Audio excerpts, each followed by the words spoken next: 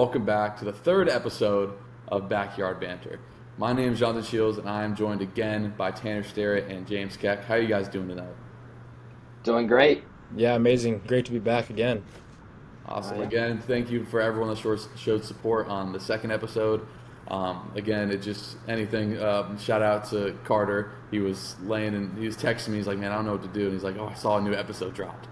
So that's just little things like that. People don't really know how much it means to us, even though if it is only getting 70 to 100 views. We think it's awesome. But anyway, we're continuing with our college football predictions from last week. Last week we were ACC, really awesome. We all had different winners.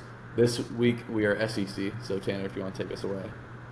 Yep, a little quick SEC preview. We've got 9 teams that made it into the AP top 25 AP poll. No, 7, but 12 if you include receiving votes. So we got 1 Georgia, 4 Bama, 5 LSU, 12 Tennessee, 22 Ole Miss, 23 A&M.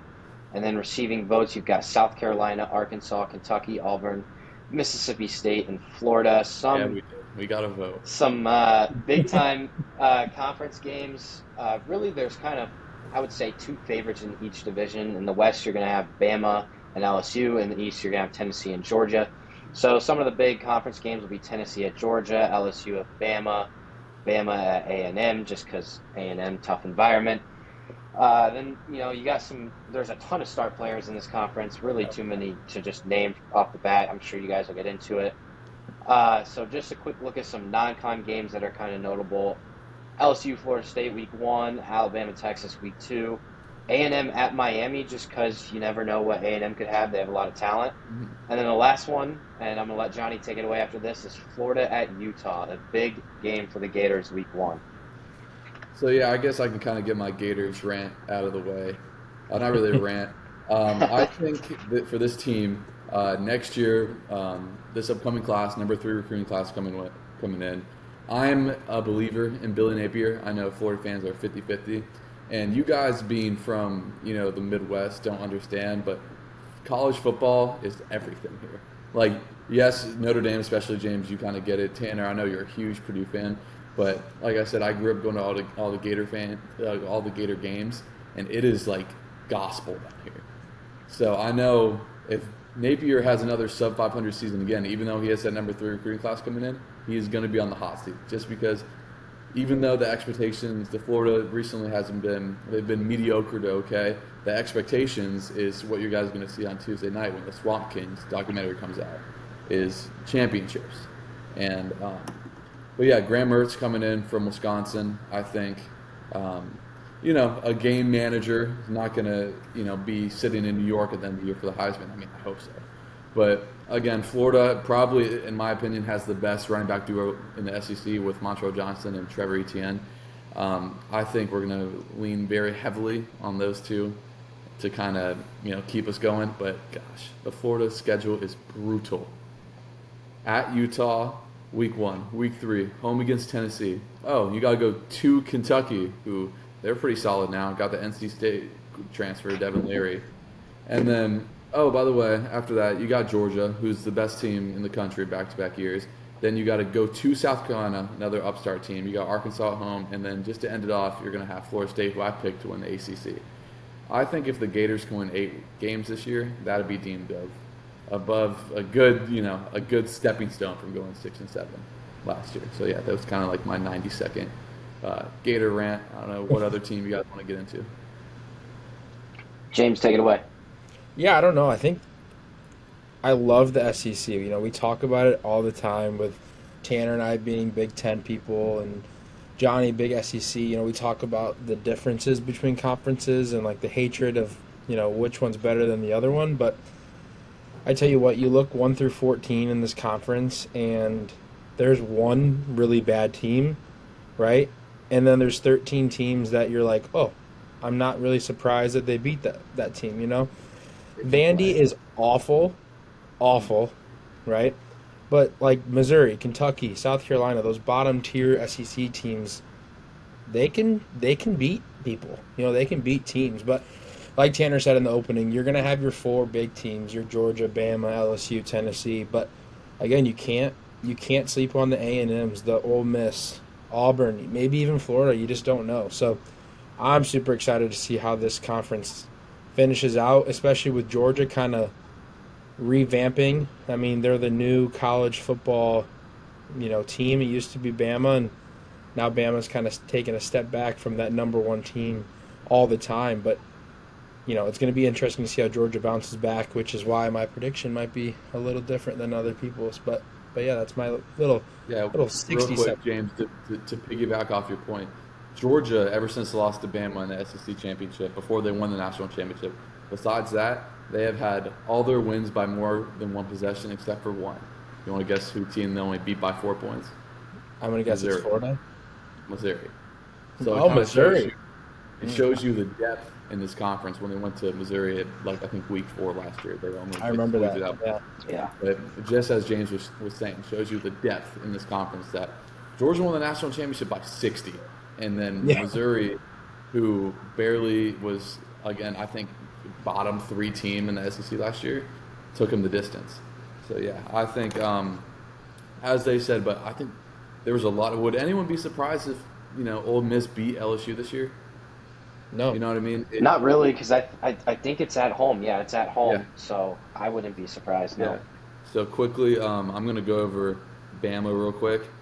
They play 5 ranked teams, but they get 4 of them at home, which I Yes. think is a huge deal. They don't lose at home. They might have the best roster in all college football, but their one question mark is the most important position, and it's quarterback. And I think it's going to be Jalen Milroe, who started in place for one game last year for Bryce Young, but they got the Notre Dame transfer that James is familiar of. But yeah, if you guys want to go over Bama real quick, they finished 2023. Here's a crazy stat with 9 5-stars. There were 39 in the class. 9 5-stars in one class. That just Yeah. doesn't happen. They have the best corner in the country with Kool-Aid McKinstry, and Dallas Turner, you guys, gonna be a stud. Edge rusher for Bama, gonna be a stud. Yeah, but the most incredible thing is, like I just mentioned, the Georgia kind of taking over college football. But yet Alabama's still going out and out recruiting some of these guys. Like Georgia just won the national championship back-to-back years, like without even a hardship at it, right? Like they won by a landslide in the national championship, but yet Bama's still going out every year, and Nick Saban's doing his thing, and Alabama's just forever going to be that school that in the SEC that just out recruits everybody. I know Georgia's. I think they're technically, are they? Did they get the number one in terms of total commitments from 4-star, 3-star, 2-star, all that? I mean, maybe, It but doesn't matter when you Bama, get 9 5-stars. You can go as 9 many as 5 you stars. want. What are 9 you going 5-stars. to do? But my question to both of you, with quarterback being the question mark, who's the best quarterback in this conference? I'm I'd gonna like tell to you. go. Go ahead, Tanner. I'm a big fan of Joe Milton at Tennessee. Oh, I think he is very talented, and the games he played last year, he was really good. And I'm kind of bandwagoning Tennessee this year, but I think Joe Milton will be the best quarterback in the conference. I guess LSU is a good quarterback too, but for whatever reason, I'm liking the Vols quarterback right now. So, what about you, Johnny? the best quarterback in the SEC is Will Rogers out of Mississippi State. Mm-hmm. Over 10,000 career passing yards last year, 35 touchdowns, 8 picks. And Mississippi State is my sleeper team to win the West. If Mississippi State was in any other conference, and Mississippi State was in the ACC, it'd be a top 25 team right now. Will Rogers is a stud. 10,000 passing yards in his career already.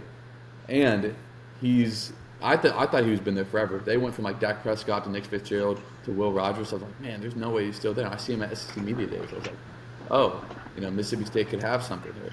And LSU goes to Mississippi State September 16th. The Cowbells are going to be freaking rocking, guys. I'm not going to say anything else about an upset or anything, but I think Mississippi State's really going to go surprise a lot of people. They might go 8-4 or 7-5, but they're going to give the big dogs in the SEC West hell. I like it. Yeah, I like it. Yeah. I'm gonna go ahead and kind of dig into my predictions here.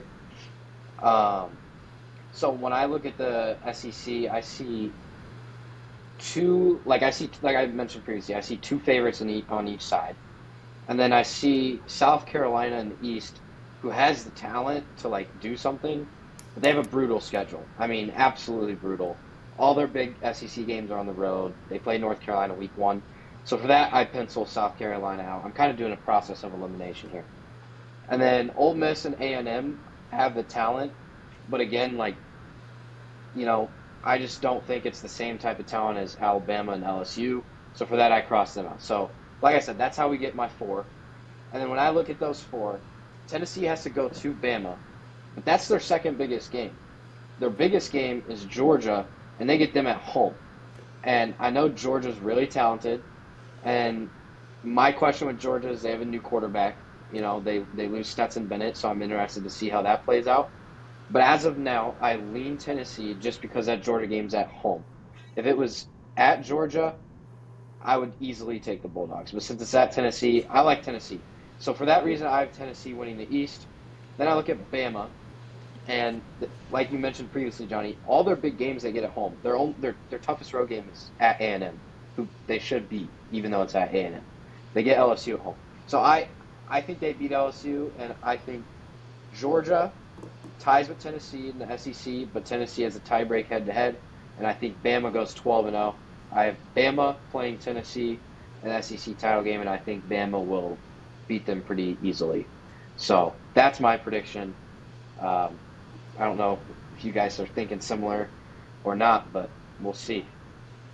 Yeah, I mean, I don't hate it. I think one of the coolest things about the SEC is how you can have a team that loses the conference tournament and they can still go and win a national championship because of how strong the top 4 are. So I don't disagree with pretty much anything you said. I do have South Carolina a lot lower. I actually have them finishing like 10th in the conference total. That's just my prediction. I do think Tennessee's going to be very good. They've got a lot of talent and a lot of not necessarily new talent, right? Like they've got a quarterback who's been there. He's played in some big games and he's shown that he can win. So I have Tennessee. I do have them losing to Georgia. I think Georgia's just too good. And I'm not afraid to pick the favorites. I got Georgia, Bama, and I've got Bama winning it all. I think Bama is good enough this year to win a national championship. I think Nick Saban's due, theoretically due, which is crazy because he's won before. But, like, Georgia kind of took over the SEC the last 2 years, and I think Nick Saban's got some blood in his mouth ready to fight. And I think Roll Tide's going to take it this year, not only in the SEC, but I think they could win a national championship. Yeah, I mean, I can't disagree with either of those. But if Joe Milton was so good, why didn't he start at Michigan when they were going through their quarterback turmoil? Back when it was Shea Patterson. Oh, but you can say that anywhere. McNamara, and then, But he's a true freshman. Those are 5th-year guys. Joe Burrow.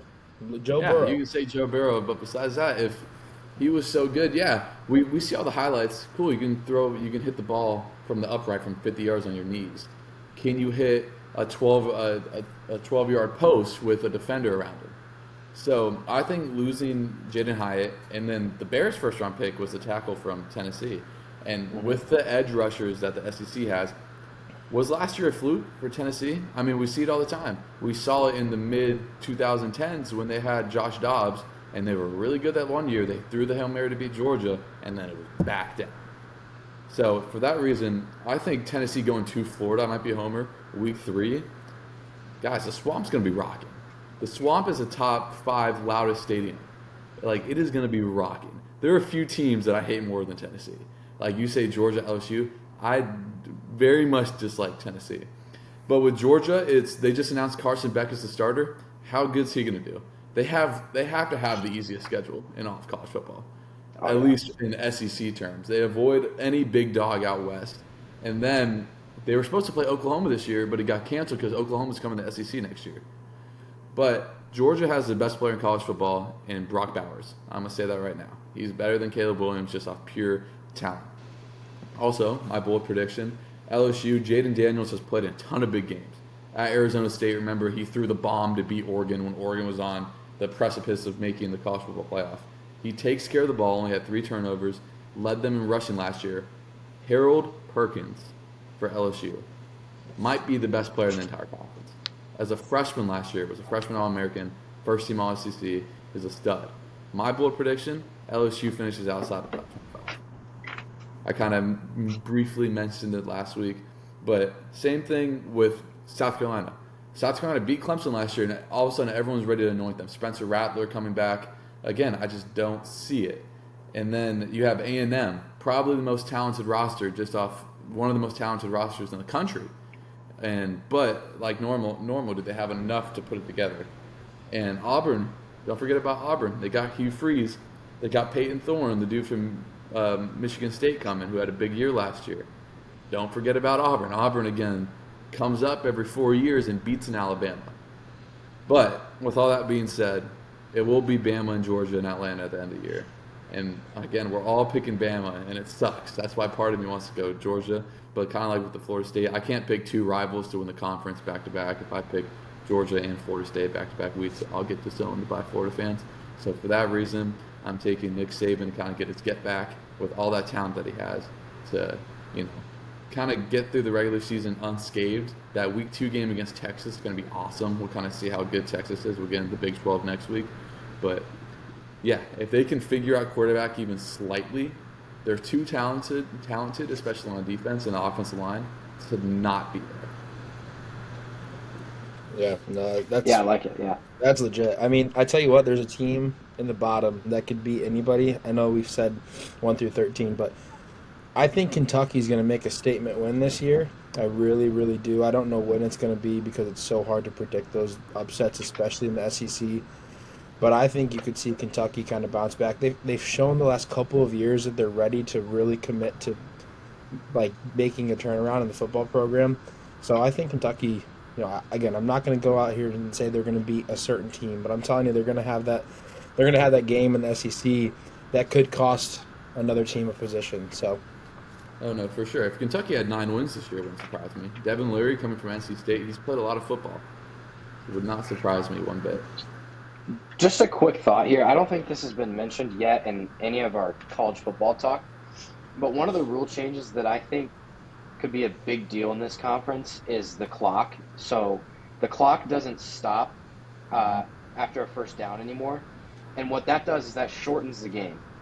And when you have the Georgias and the Bamas and any high-ranked team in the SEC and they play a road game against a decent SEC team, a lot of times we'll see that home team hang around for like 3 quarters, and then the fourth quarter, Bama, Georgia, whatever, they'll just stomp all over them.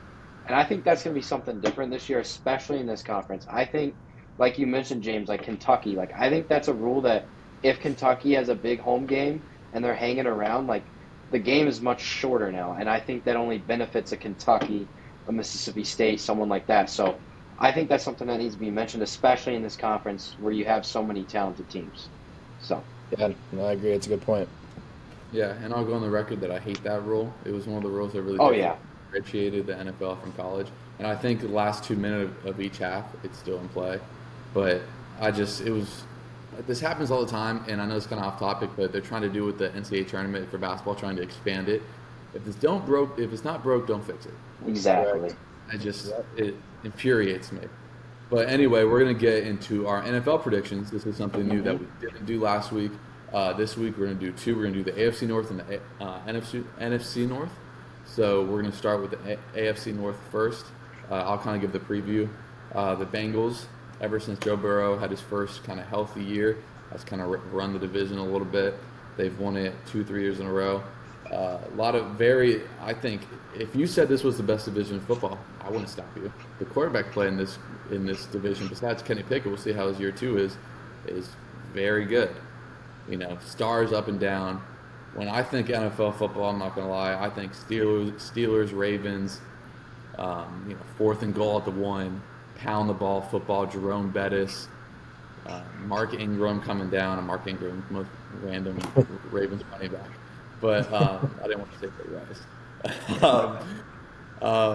But yeah, so Tanner, if you want to kind of give your I don't know about predictions, but overview on each team or a surprise team, what to expect. Yeah, so my biggest sleeper in the whole NFL is in this division this year. Listen, I've been on this for months. I actually Oh have them gosh. winning the division. So the Pittsburgh Steelers have one of the best coaches in the NFL, Oh my Mike Tomlin. gosh. Mike Tomlin has never finished below 500. So you know the Steelers are going to be there late in the season with a chance. Their defense is loaded. I think when TJ Watt is healthy, he's the best defensive player in the league. You have Mika Fitzpatrick back there who loves to make plays. And like I said, Mike Tomlin, he knows how to coach up that defense. And their offense doesn't get talked about enough because they made some big acquisitions on the offensive line.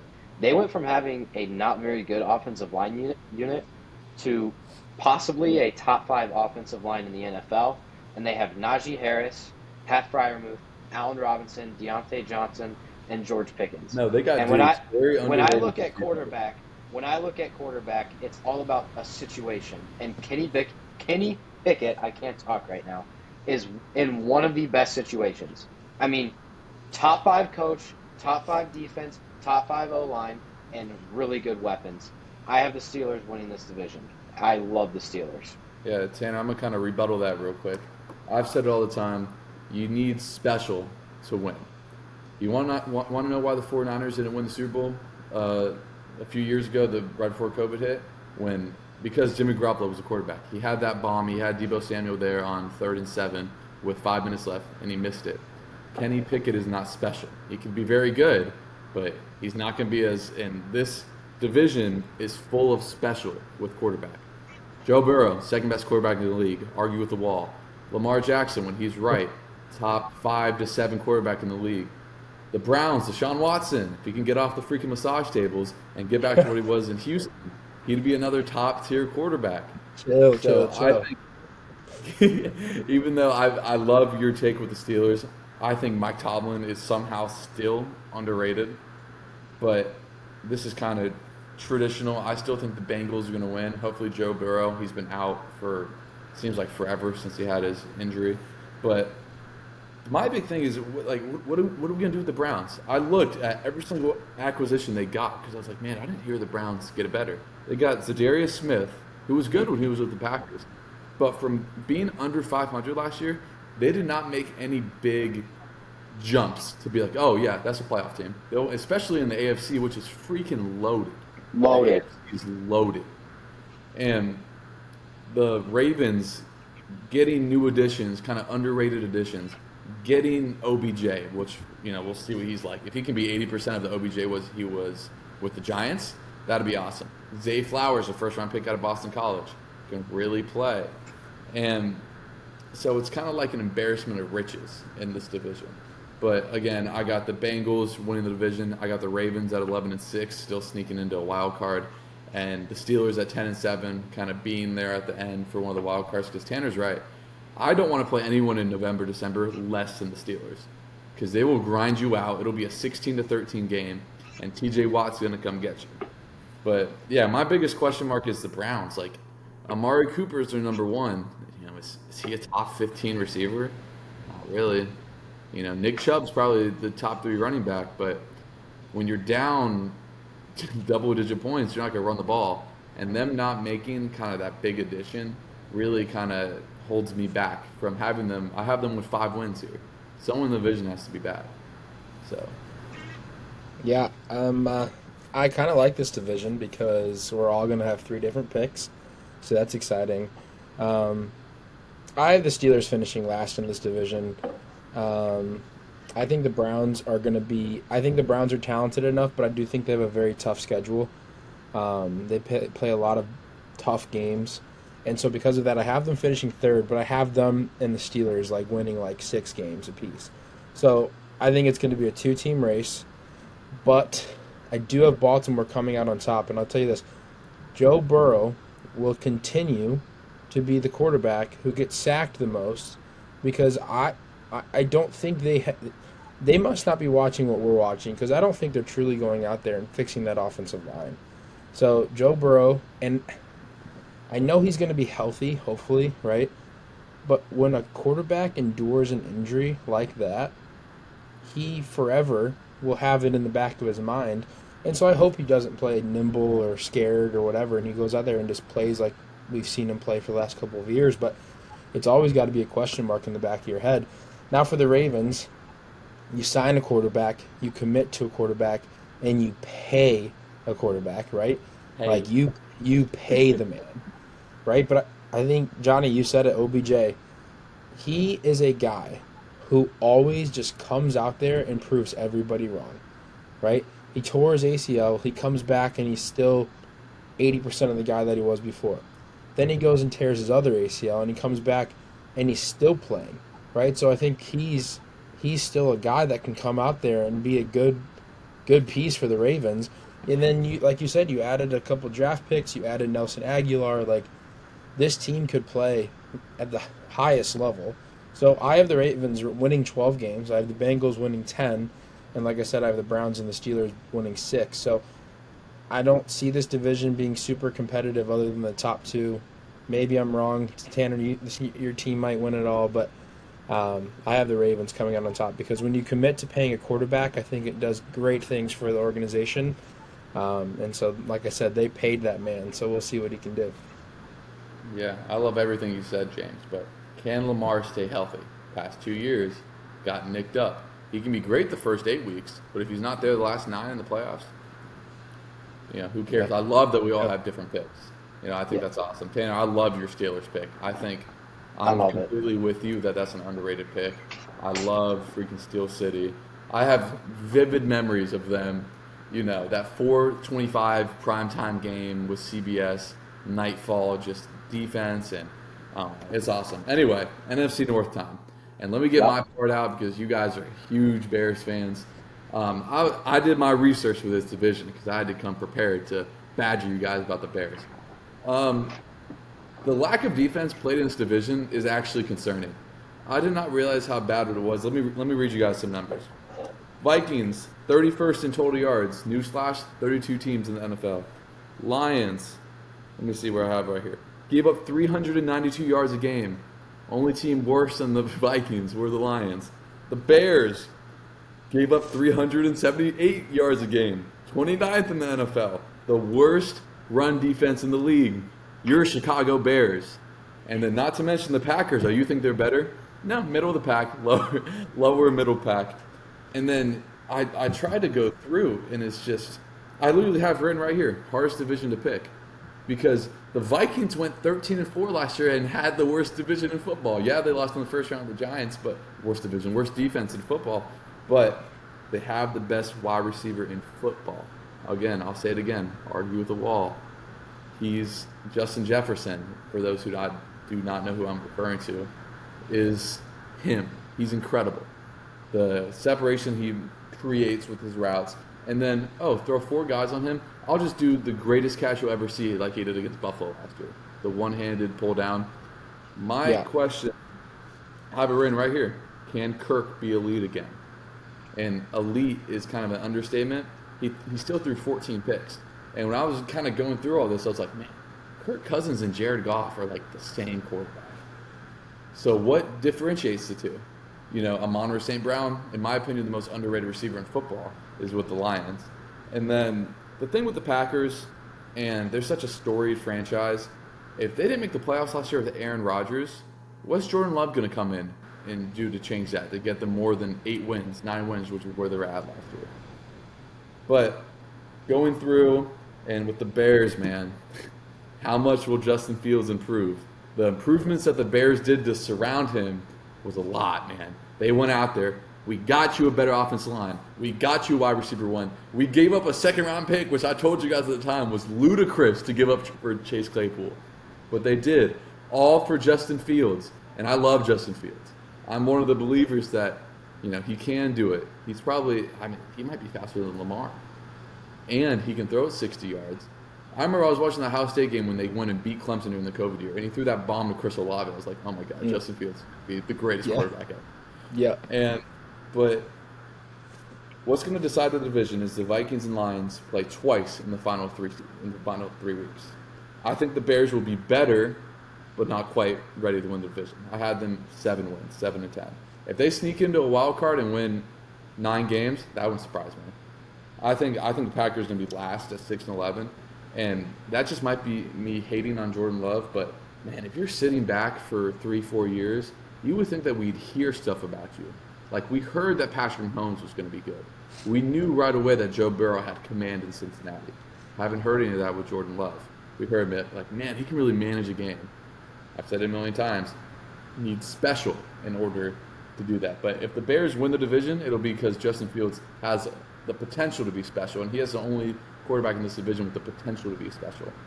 But God, with the Lions, man, their defense was rough, and Aiden Hutchinson and that defensive line can only get better. But I think the Vikings squeak out the division. I think them and the Lions both go 10-7, are just bloodbath between them. But I think the Vikings, I trust Kirk Cousins just a little more than Jared Goff. That just might be biased because I watched the quarterback thing on Netflix and I loved Kirk Cousins from it. But yeah, I guess that's kind of a longer rant than anticipated. But you guys go ahead.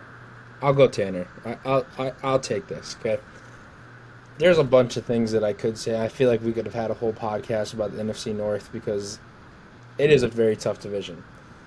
There's one. I'm not going to talk too much about the Packers because I don't want to talk ill will on Jordan Love because we all know what happens when they have quarterbacks that come out of nothing. They become Hall of Fame quarterbacks, whatever. I don't think Jordan Love's that guy, but whatever. I could be wrong. Vikings. Kirk Cousins. How many games? I don't know. So someone's going to have to tell me at some point. Maybe not today. Do they have any games that aren't at noon? Because if it's 3, 7 o'clock, or on Thursday night, they're not winning. So let's see how many primetime games they have. No Dalvin Cook is a huge loss for the Vikings. A huge loss, okay? So they will finish third in the division, okay? Number 2 is our Chicago Bears. And I tell you this, I'm going to say this one thing about this division. When you look at winners of divisions, you're supposed to think, what team can go out and win 10-plus games, right? Because you got to think that's what it's going to take to win a division. There's only one team in this division who can win 10 games, and it's the Detroit Lions. The Bears, although if they have a great year, I don't think they can win 10 games. So the Lions have a great line on both sides of the ball, okay? They have a great coaching staff, right? And they have one of the most slept-on offenses out there because they have so many, above average pieces that just gel well together. And Jared Goff, he's a big question mark, but he keeps answering questions. So this team hasn't made the playoffs since 1991, and the Motor City is going to get an NFC North championship. I hate to say it, and I hope I'm wrong. And I hope Justin Fields goes out and passes for 4,000 yards like he says he's going to do, even though I just saw his lines at 29-70 or something like that, and then his passing touchdowns is the same as it was last year. So there might be some value there, but whatever. Well, we don't have to talk too much about that. But the Detroit Lions will win this division because of the fact that they're the only team that can win 10 or more games. Okay? They're the only team that can do it. So, Tanner, I hope you're about to prove me wrong. Tanner, before you go, what's the stat with Bears quarterbacks that they haven't had a 4,000-yard passer since, the start of the year? Ever. And I think what James meant for the Lions, that they haven't won a playoff game since 91 because one of the Stafford teams lost to the Cowboys in the mid-2010s. But regardless, not a good franchise. All right, let's hear it, Tanner. Let's hear the Bears are winning the Super Bowl. All right. I just would like to put this out there. I haven't been getting on the hype train too much because as a Bears fan, I have been disappointed. He's lying. And emotionally damaged so many times. All right? Now, when I did my predictions today, I had a little website up and I put a slippy note or whatever over the standings so I wouldn't look at them and I would just go game by game and think it through, try to keep bias out of there. Now, after predicting it, I'm going to look at the Lions' schedule. Just look at some of these games. Week 1, Kansas City. The Lions aren't winning that. Week 2, Seattle. They aren't winning that. Then they have to go to Baltimore later. They have to go to the Chargers later. They have to go to New Orleans. They have to go to Dallas. That's all games outside of the division. The Lions have the toughest schedule by far in this division. I have the Lions going 7-10, and that was blind. That was without looking at the standings and going game by game. The Vikings I have going 8-9, and believe it or not, I have them in the wild card at 8-9. And then I look at the Bears, and Johnny, to your point about the defense, the Bears might have had a bad defense last year, but you look at what they brought in defensively. They brought in Tremaine Edmonds, dog. TJ Edwards led the Eagles in tackles last year. That right there is one of the best linebacking groups in the league. Dog. And then they bring in Yannick Ngakoue, who had more sacks than the whole Bears team last year. Yeah, what does that show you? Their second, third, and fourth. We won 3 games, Tanner. They spent their second, third, and fourth draft picks. Ron Dexter, he's a dog from Florida. So the Bears win the division at 9-8 because out of all the teams, they got better and they have the easiest schedule. So I guess I was kind of right in the fact that maybe none of these teams can win 10 games. It's going to be like the Falcons and Bucks last year. Oh yeah, Bucks get in 9 wins or whatever. Yeah, when you said that you need 10 wins to win the division, I was like, no, you don't. I said it. That's how it's supposed to be. Yeah, no, that's how it should be. But Tanner, you're saying with the Lions that they play all these games, they're probably not going to lose every single one of the games that you named, right? And then where do you have the Packers going? Do you have them above the Lions? 6-11. 6-11. Packers last at 6-11. Yeah, this is why this division. You can go. The Lions also they might not lose all those games, but they're also gonna every team drops a game or two they should have. Oh yeah, no, for sure.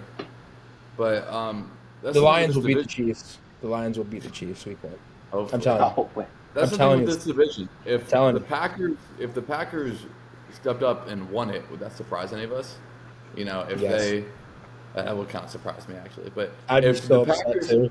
If the Packers go 9-8 and sneak into the wild card, the NFC is so bad compared to the AFC quarterback play wise. I love me some Jalen Hurts, but when he's the best quarterback in a conference, how good is that conference? Jalen Hurts probably the 5th or 6th best quarterback in football. That's just off the top of the head. And then, we'll get into the NFC East probably next week. But again, I like the Bears pick winning the division because they have the only quarterback that I think, like I mentioned, that could be special. But God, you can't go for. I find it so hard to believe that you can go from one of the worst defenses in the league to being well enough to compete for a division. I know this division might be a little different, but yes, Tremaine Edmonds is a great signing, but when they had Roquan Smith for the first part of last year, just as good as Tremaine Edmonds, their defense still wasn't world beaters, And will they be as bad as third to worst in the league? Probably not. Are they going to be top 10 to top 7, which they're going to need to be? No. Or maybe, but probably not. So that's why this makes this division just so interesting to me. Last year, the Vikings took me a surprise going 13-4. I think the winner of this division, like you guys mentioned, wins 10, 11 games. It's kind of the 3-4 seed right there. But, yeah, definitely some good stuff. I would just like to, just real quick, this isn't going to be more than 20 seconds, but I was at camp on Thursday. I watched the Bears live against the Colts. It was electric. And I am going to list a name that all Bears fans should be really excited about. Kyler Gordon is a stud. I'm telling you right now, he was so bad last year, I wanted him cut. He was awful. And then towards the end of the year, he got some picks, was playing well. He is going to have a massive year.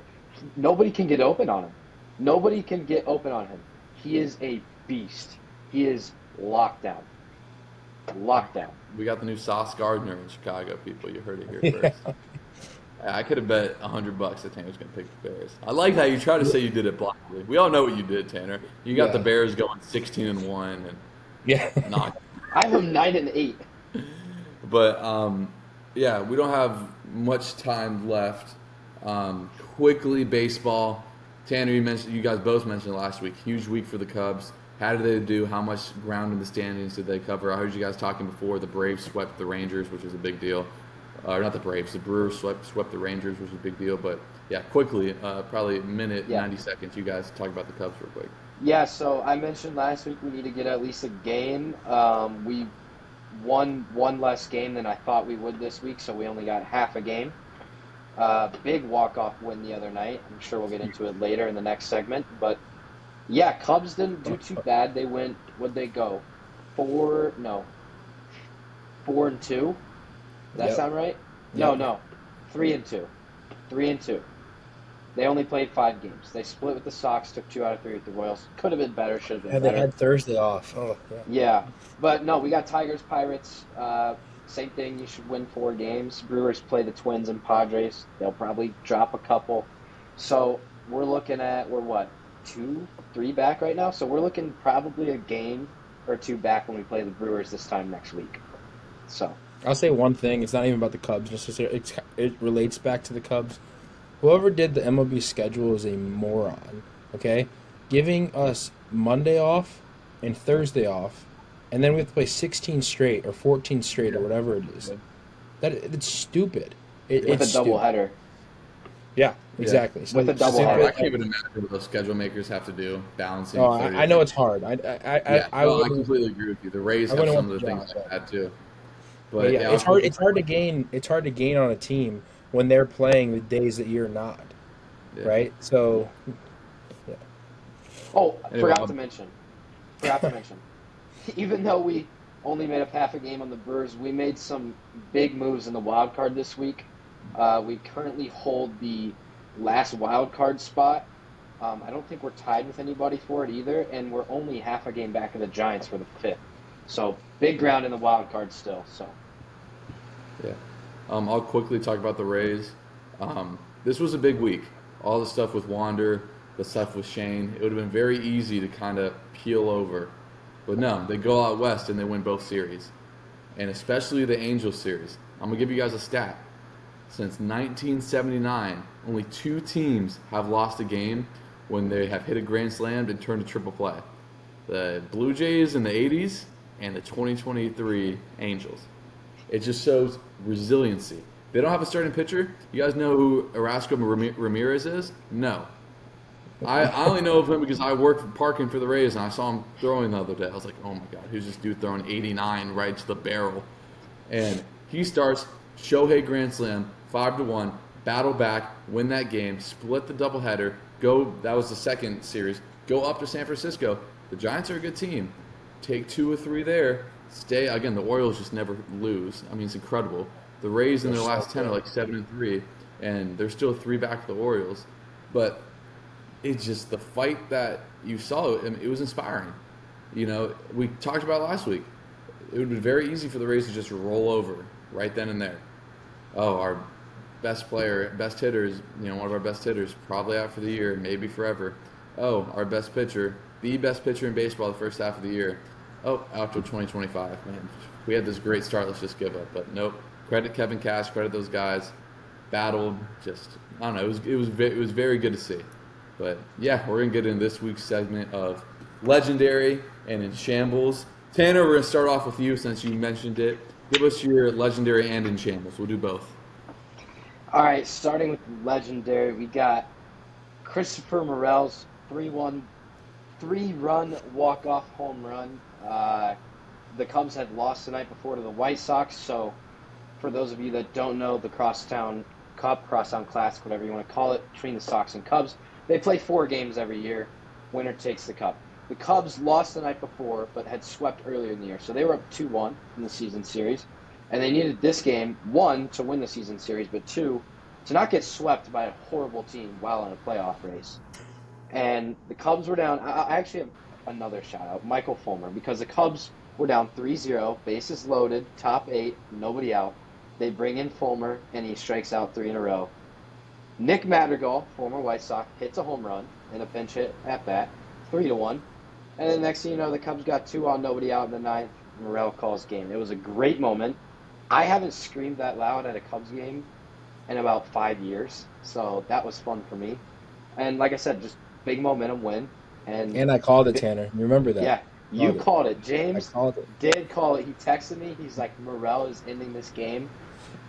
2 pitches later, he ends it. So, Christopher Morel, legendary moment. In shambles, it's kind of hard to think of one this week for me, but I'm going with the Los Angeles Angels. Yeah. They're doing everything they can to just stay afloat. I mean, they bought at the deadline. They brought up their first-round pick from not even a month ago. Who did good? They aren't winning. Like, they are not winning. They have gone 4-6 in their last 10. They're 3 under 500, and they just keep choking games, like just choking away games. I'm gonna go to the Angels. I think their season's done. You know who has a better chance of making the playoffs than them right now? The Nationals. The Detroit Tigers. Oh, even better. All right, Johnny, you want me to take it? Yeah, go crazy. All right. So, in shambles, I'm going back baseball, and it's the Pinstripes. I got the New York Yankees. Lost. They are in shambles. Okay, they have lost 8 in a row. They are 60-64. They're 1-9 in the last 10, and they're the New York Yankees. That's not supposed to happen, right? That's just not supposed to happen. So I don't even need to go into detail about it. We all know the Yankees are in shambles. It's pretty sad to see, but you're not used to watching the Pinstripes play that bad. Legacy moment. I'm going back to golf. Okay, it just happened today.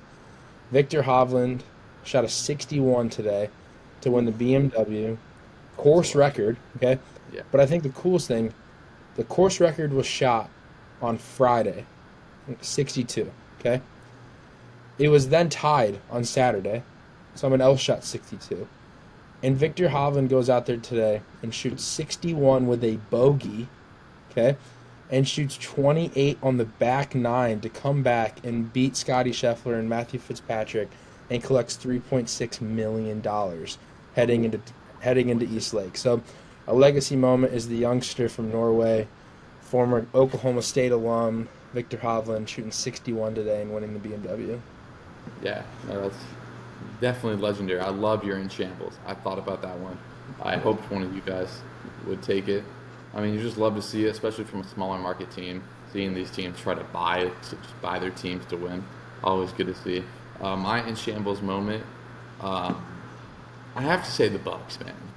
It's just, oh my goodness. This first, Russell Gage tears his patella tendon out for the year. Brutal. Is a good receiver when he's healthy. Trey Palmer is the name you guys are going to hear for the Bucks, by the way. 6th-round pick out of Nebraska. Nebraska, yeah. Yep. But man, I watched the preseason game with Kyle Trask, and I love Kyle Trask, but my gosh. All right, our offense, here's a new word for you, James, looked anemic. Anemic. I can't I've heard that stand one it. before. I like it. And let me tell you, we're going to go from Kyle Trask to Baker Mayfield, whose more focus is off the field because his dad's company stole $12 million from him. It's just in utter shambles. Todd Bowles is a great coordinator. There are some people that are great coordinators but not great coaches. Matt Patricia, Nathaniel Hackett, great coordinators. Todd Bowles falls in that category. What else do you have to prove that Baker Mayfield is not the starting quarterback? Just announce it. Get his work with the ones in. There's too much talent on this roster for it to just get wasted. And I just think it's getting wasted, and it's causing me to be more in shambles than the Bucks. So that's why I'm counting it. But my legendary moment, Lionel Messi coming into the MLS and completely just rejuvenating soccer. I thought about buying it. I thought it was like $60. I was like, I'll watch the highlights on House of Highlights. He scored in every game. And none of us are big soccer people, but regardless of whatever level, that's like a 40-point game every game in basketball, kind of like the equivalent. Like, it is incredible that a 36-year-old... Yeah, it might be 10 goals. Who knows? He might have scored right now. But that's all he does. A 36-year-old striker who's, in my opinion, the best soccer player, footballer to ever play. At the end of his prime, coming in and dominating. Pelé came right and when the MLS first started to form. David Beckham was here. Wayne Rooney was here. But never to this extent, and that we never saw this level of domination from a player. And I know it's the equivalent of like LeBron James going to the G League. Regardless, it is, I don't know. For me, I love seeing success, especially with the MLS. I think the English and the Premier League has super stuck up. The MLS has some grit. And Messi has come over and shown that grit, and I love to see it. But, yeah, those are our legendary and shambles moments. This is the last time you'll see us over the computer. I am going back to school this Friday. So next week, depending on our schedule for school, we're kind of, get to start to do the 2 episodes a week out there. But again, thank you guys all so much for listening and the continued support that you show either on YouTube, on Twitter, on our TikTok, anything. I know we all appreciate it, and thank you Appreciate guys it. for listening. See you, boys. See ya. Yes, sir.